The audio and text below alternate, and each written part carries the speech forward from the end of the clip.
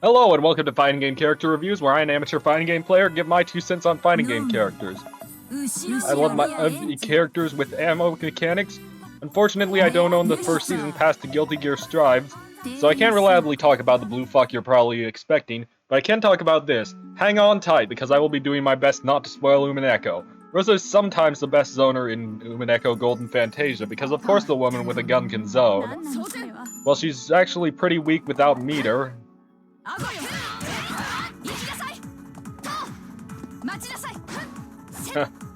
And she struggles to approach. It's when you get your bars up that the fun begins.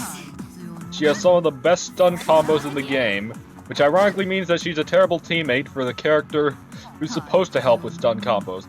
The real reason you'd want Rosa on your team, though, is because of her ability detachment. If you hit the opponent while this ability is active, their touch gauge is disabled for 10 seconds, preventing them from using any type of touch, including damage touch, which is effectively a burst. This is as good as it sounds, as it can create unburstable combos during its duration. For a side note, Rosa has slightly above average health.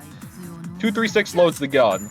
Your goal is to create combos which will allow you to do it safety. The simple and beginner-friendly version of this is 2B5B,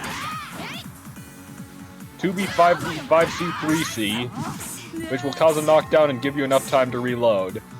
Experts can start with 2B2C, and then link back into 2B instead of going for 5B for a bit more damage. Like that. The reason you start with 2B is because it's tied with 2C for having the short start of any Rosa's lows at 6 frames. Bar 5A is a funny poke that hits low. A side note, Rosa's throw looks incredibly painful and is good for setting up detachment. As for Rosa's special, I mentioned earlier that 236 loads the gun. This takes 24 frames in total, so you'll need to create opportunities or get punished. Loading the gun allows you to shoot it, of course. The gunshot takes 14 frames to fire and knocks down an opponent on hit. A button pressed determines the angle. A is straight forward, B is diagonally upward, and C is straight up. The A version is only -1 on block, and it's overall one of the best projectiles in the game due to its short duration, high damage, and instant travel time. You may be upset that it doesn't go full screen, but only a few projectiles in this game actually do. You can also reload and shoot it in the air, with the angles being reversed.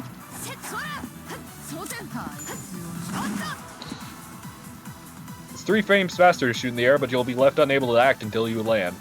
The super version of the reload takes only 1 frame and can be used mid-combo to block string for some funky extensions that I'm not good enough for. Meanwhile, the super gunshot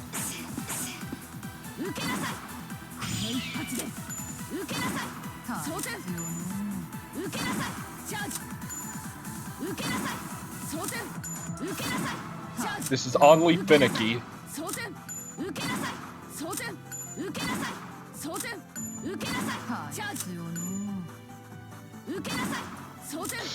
There we go. It's actually full screen when you use meter on it. But due to the super flash, your opponent will be able to react to it easier, so it's best used as a full screen punish. There's also has a special back roll assigned to 2 and 4, where the button press determines the distance. This feels more reliable than Rosa's actual backdash. You're having only 1 damaging attack with a super version of. Rosa has a couple additional 1-bar supers. 623 is a reversal with 6 frames of invincibility. I also tend to misinput it a lot.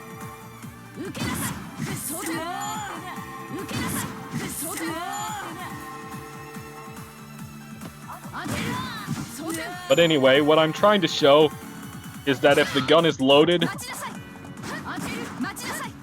you can unload it during the move for extra damage.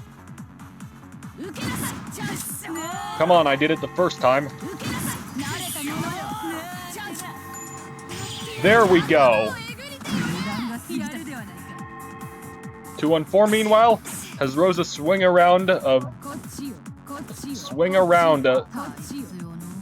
switch to my other keyboard. Swing around a giant golden bar before throwing its full screen. This is very unsafe. Rosa's 2-bar super is functionally similar to most other characters, But like with 2-on-4, if the gun is loaded, it unloads it for an additional 90 damage.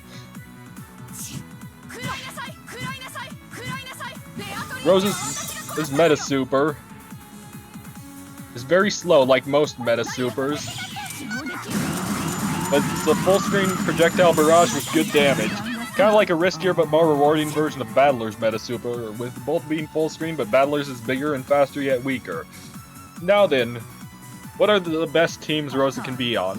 First of all, if you want something hard to learn but very rewarding, a team of Rosa and Willard is considered one of the best in the game. With Detachment, Will can loop unburstable combos, and if his team gains a lead, it's hard for them to lose it.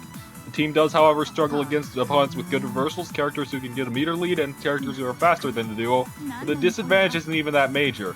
Something a bit easier but worse is a team of Rosa and Jessica, as the Detachment helps cover up some of the issues with Jessica's Mega Gorilla game plan. The two can also easily maintain a lead, but they suffer against zoning somewhat. There are few characters that it's a terrible idea to team up with Rosa, since you need at least one character capable of approaching well. While Rosa works fairly decently as a teammate for fellow zone Virgilia, that's how you pronounce it. Wait, no, it was Virgilia. My apology. Was it Virgilia? I'm not going to keep dwelling on this. The team has a few weaknesses holding it back. You'll struggle to win if you put Rosa on a team with Shannon, as the latter is reliant on her teammate to help knock the opponent into the corner, where she starts pulling crazy things off. It's also a bad idea to put her on the same team as Dlanor, who is a grappler. Duos that class by Rosa Rona Bay team, which, while good, isn't the best either. The final verdict? Better a fighter than a mother, at least. Overall, Rosa can be a good pick for your team, as long as you have someone who can approach or make above-average use of detachment. And with that note, until next time, take care, everyone.